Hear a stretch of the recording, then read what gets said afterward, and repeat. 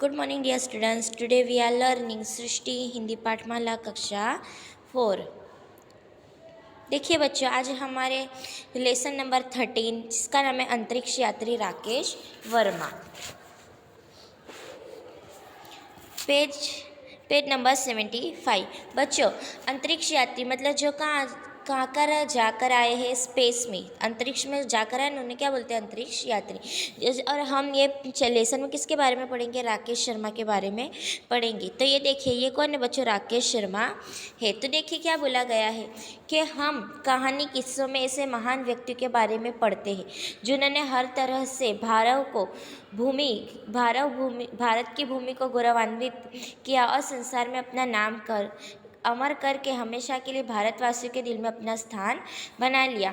कि हम ऐसे बहुत सब लोगों को जानते हैं, जैसे कि कल्पना चावला है, अलग अलग वैज्ञानिक है, आइजैक न्यूटन है, जैसे कि अलग अलग वैज्ञानिक, अलग अलग लोगों को हम किस्से कहानियों में पढ़ते हैं जिन्होंने हर तरह से भारत की भूमि मतलब धरती को, जो भारत की धरती है, भारत की मिट्टी को हमेशा गौरवान्वित किया, मतलब हमेशा उसको कैसा किया है के गौरव के साथ हम उनका नाम ले सकते हैं। इस तरह से क्या है, आज हमारे देश का जो भी नाम लेता है ना, वो गौरवान्वित करके लेता है, मतलब गौरव के साथ लेता है। और संसार मतलब दुनिया में अपना नाम अमर करके हमेशा के लिए भारतवासियों के दिल में अपना स्थान बना लिया। कैसे लोगों ने, जिन्होंने अच्छे अच्छे काम किए हैं, उन्होंने क्या किया है? भारतवासियों के दिल में अपना स्थान, अपनी जगह बना ली है। उन्हीं में से एक महान व्यक्ति है राकेश शर्मा। वे भारत के प्रथम अंतरिक्ष यात्री माने जाते हैं। उनमें से कौन है बच्चों? एक महान व्यक्ति है जिनका नाम है राकेश वर्मा।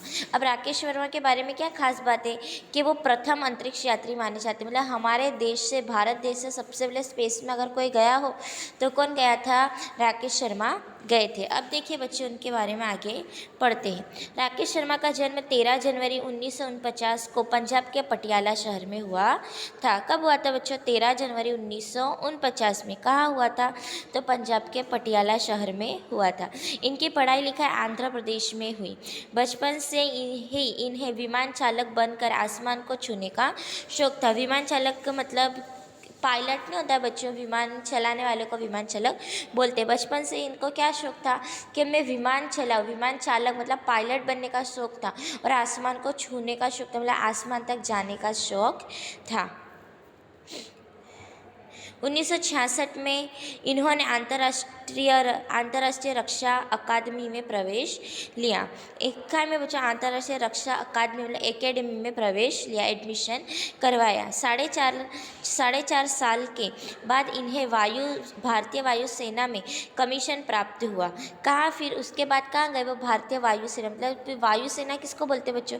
जो हवा में से, जैसे कि जमीन के ऊपर तो सेना रहती है, सिपाही रहते हैं जो हमारे देश की रक्षा करते हैं, लेकिन वायुसेना मतलब वायु मतलब हवा, आकाश में भी, आसमान में भी क्या होती है? वायु, उसकी भी एक सेना बनाई जाती है जो आकाश से क्या करती है? हमला करती है।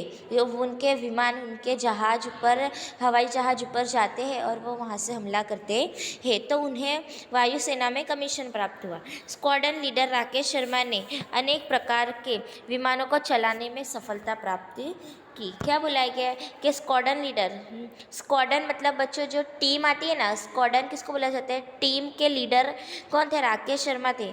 तो उन्हें क्या बनाया गया? टीम का लीडर भी बनाया गया। तो स्क्वाड्रन लीडर राकेश शर्मा ने अनेक प्रकार के विमानों को चलाने में सफलता में प्राप्ति की। मतलब वो अनेक प्रकार के, एक विमान नहीं, उन्होंने बहुत ज़्यादा, अनेक बोला है ना, मतलब उन्होंने एक से ज़्यादा विमान चलाने में क्या की? सफलता प्राप्ति, मतलब वो सक्सेस हो गए, उनको चलाने आ गया, क्योंकि उन्होंने क्या किया था बच्चों? इसकी उन्होंने शिक्षा भी ली थी। सच कहा गया है, जहाँ चाह वहाँ राह। क्या बोला गया है? जहाँ चाह होती, जहाँ हमारी चाहत होती है, जहाँ हमारी मंजिल होती है, वहीं हमारा क्या रहता है? रास्ता रहता है। राकेश शर्मा के इस सपने को ईश्वर ने अति शीघ्र ही पूरा किया। अति मतलब शीघ्र मतलब जल्दी, अति शीघ्र मतलब जल्दी से पूरा किया। कौन से सपने को? कि उन्हें कहाँ जाना था? आकाश में जाना था, और अंतरिक्ष यात्री बनना था, तो ये सपने को पूरा जल्दी ही पूरा किया। कुछ वर्ष पहले सोवियत रूस के वैज्ञानिकों ने भारत को अंतरिक्ष यात्रा का निमंत्रण भेजा, तो हमारी भारतीय सरकार ने खुश होकर इस निमंत्रण को स्वीकार कर लिया तथा योग्य, साहसी, दक्ष और स्वस्थ व्यक्ति की तलाश में जुट गए। बच्चों क्या बोला, कुछ वर्ष सोवियत रूस एक है ना जगह का नाम है बच्चों, तो उसमें वैज्ञानिक थे ना, तो उन्होंने भारत को अंतरिक्ष यात्रा का निमंत्रण भेजा। मतलब आप अपने देश में से किसी को भेजो जो अंतरिक्ष में क्या करके यात्रा किसको बोलते हैं, जो हम घूमने जाते हैं ना बच्चों, पर वो अंतरिक्ष में क्या लेने जाते हैं, नॉलेज लेने जाते, पूरा देखने जाते कि अंतरिक्ष मतलब अंतरिक्ष कैसा है, हमारे आसमान के ऊपर क्या क्या है। तो रूस के वैज्ञानिकों मतलब रूस के साइंटिस्टों ने भारत को निमंत्रण मतलब इन्विटेशन भेजा कि आप अपने देश में से किसी को भेज सकते हो। तो भारत सरकार ने खुश होकर इस निमंत्रण को स्वीकार कर लिया। तो भारत सरकार भी इससे खुश होकर भारत सरकार ने ये जो निमंत्रण था उसे क्या कर लिया, एक्सेप्ट भी कर लिया। और उसके लिए योग्य मतलब कैपेबल, साहसी मतलब हिम्मत वाला, दक्ष मतलब जो निपुण हो, उसमें पूरा एक्सपर्ट हो, और स्वस्थ व्यक्ति की तलाश में जुट गई मतलब लग गई। और स्वस्थ मतलब हेल्दी व्यक्ति की, क्योंकि बच्चों आकाश के ऊपर अंतरिक्ष में क्या होता नहीं, ऑक्सीजन होता नहीं है। और वहाँ है ना हाथ जो भी होते हैं, हमारे हड्डे जो जोड़ होते हैं ना हमारे पैर के, हाथ पैर के, वो सब भी क्या हो करने लगते, दर्द करने लगते हैं। इसलिए वहाँ रहना क्या है, बहुत ज़्यादा डिफ़िकल्ट है, बहुत ज़्यादा मुश्किल है। इसलिए भारत सरकार एक स्वस्थ व्यक्ति की जांच में भी क्या लग गई थी, तलाश में लग गई थी। योग्य व्यक्तियों के शारीरिक और मानसिक स्वास्थ्य की जांच करके इनमें से केवल 4 वायुयान चालकों को मॉस्को भेजा गया था। सभी व्यक्तियों की जो योग्य थे, जो उसके कैपेबल थे, उन्होंने क्या किया, उनकी शारीरिक मतलब बॉडी की पूरी तलाश ली, पूरी जांच की, और मानसिक मतलब उनके दिमाग की पूरी तलाश ली कि इनका जो दिमाग है वो सही है या कुछ लोग को टेंशन वगैरह दिमाग की कोई बीमारी तो नहीं। उसकी जांच करने के बाद सिर्फ भारत सरकार ने 4 वायुयान चालकों को मॉस्को भेजा गया था। वायुयान चालकों मतलब वायुयान मतलब हवा का जो यान आता है ना, उसको चलाने वाले को क्या बोलते हैं, वायुयान चालकों को कहाँ भेजा था, मॉस्को भेजा गया था। जिसमें से अंत में इस प्रशिक्षण के लिए राकेश शर्मा को ही चुना गया। बच्चों प्रशिक्षण मतलब तालीम के, जिसमें अंत में लास्ट में चारों में से एक को, जिनका नाम क्या था, राकेश शर्मा को ही चुना गया।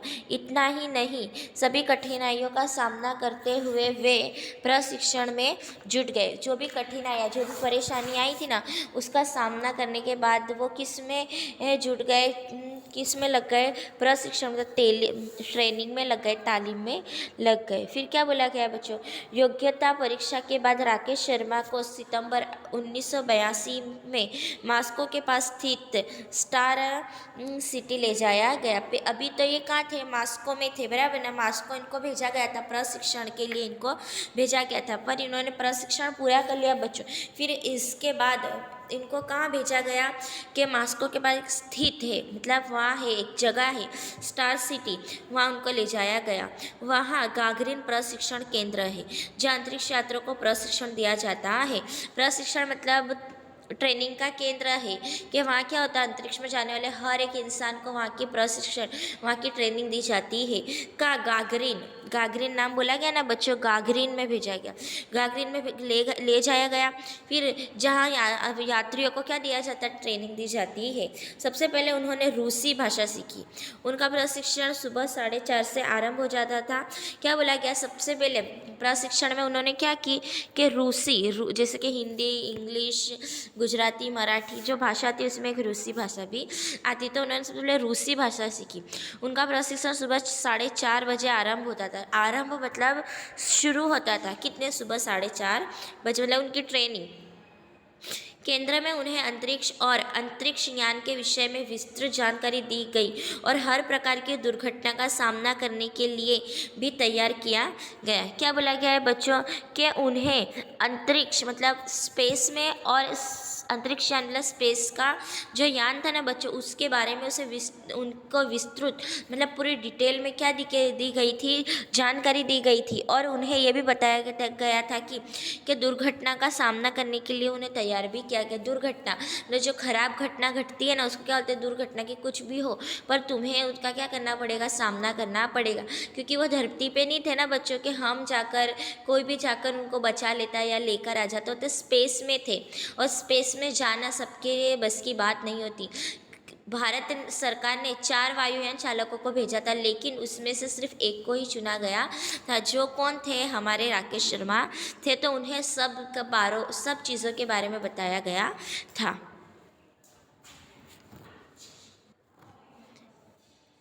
राकेश शर्मा ने उत्साह और समझदारी से प्रशिक्षण प्राप्त किया। एक उत्साह थी, एक लगन थी, एक एक्साइटमेंट के साथ और समझदारी से उन्होंने क्या किया, प्रशिक्षण मतलब ट्रेनिंग प्राप्त की। प्रशिक्षण के बाद 3 अप्रैल 1984 को राकेश शर्मा ने अपने 2 रूसी साथियों यूरी और मालिशेव और गेन्नदी स्त्रेकालोव के साथ सोयुज T-11 नामक अंतरिक्ष यान में उड़ान भरी। क्या बोला गया है बच्चों कि ये प्रशिक्षण तो पूरा हो गया, अब उनके कहाँ जाने का समय हो रहा था, अंतरिक्ष में। तो 3 अप्रैल 1984 को राकेश शर्मा ने अपने 2 रूसी साथियों मतलब रूसी साथी, क्योंकि वो रूस में थे, मास्को से वो रूस आ गए थे बच्चों। अब वो मास्को आ गए थे, मास्को में उनको सब गागरीन में सब चीज़ों की क्या दी थी, ट्रेनिंग दी थी।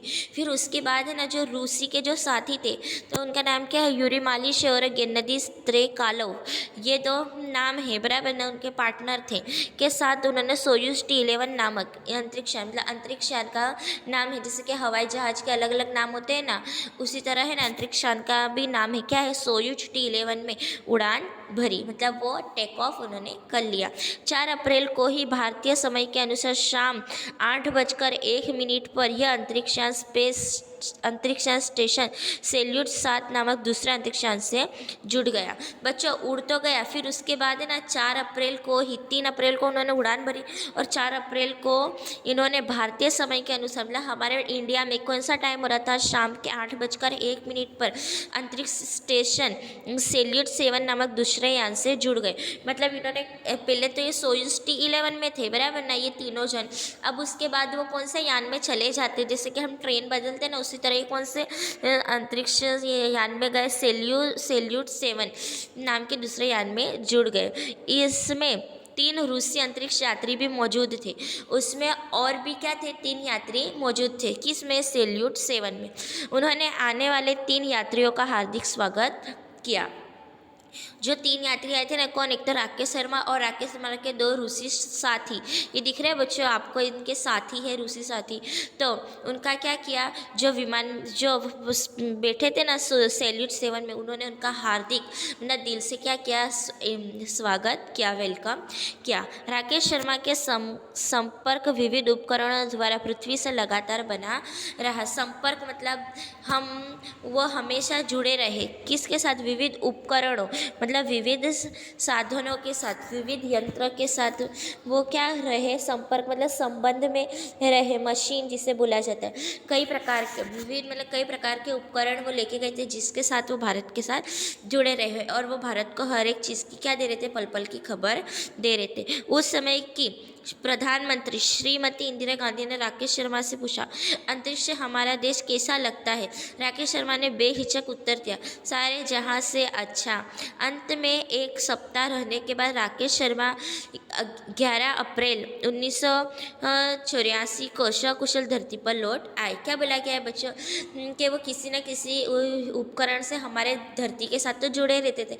तो उस समय राकेश शर्मा जब अंतरिक्ष में गए थे ना, तो उस समय हमारे देश के प्रधानमंत्री कौन थे, श्रीमती इंदिरा गांधी। तो उन्होंने राकेश शर्मा से सवाल पूछा कि वहाँ से हमारा देश का कैसा लग रहा है, अंतरिक्ष से हमारा भारत कैसा लग रहा है। तो उन्होंने बेहिचक मतलब बिना डरे उन्होंने उत्तर दिया, सारे जहाँ से अच्छा, सबसे अच्छा हमारा भारत लग रहा है।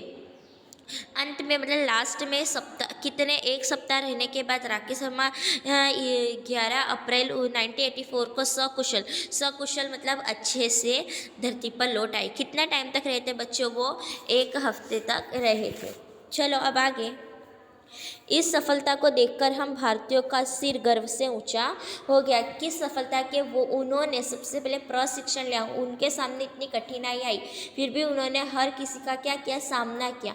फिर उसके बाद वे कहाँ गए, अंतरिक्ष में गए और वो सफल होकर लौट कर आए। इससे हमारा सर क्या हो जाता है, गर्व से, प्राउड से ऊंचा हो जाता है। इस सफलता के लिए प्रथम अंतरिक्ष यात्री राकेश शर्मा के साथ रूसी यात्री मालिशेव तथा स्त्रेकालोव को भी अशोक चक्र से सम्मानित किया गया। बच्चों, अशोक चक्र क्या है, अवार्ड का नाम है कि इस सफलता के लिए प्रथम अंतरिक्ष यात्री मतलब हमारे देश का जो प्रथम यात्री थे ना बच्चों, जो राकेश शर्मा जो भारतीय थे, उन्हें और उनके साथ जो उनके साथी थे मालिशेव और स्त्रेकालोव, उन्हें भी क्या किया, सम्मानित किया गया, अवार्ड दिया गया। आधुनिक भारत के इतिहास में इस व्यक्ति का नाम हमेशा के लिए अंकित रहेगा।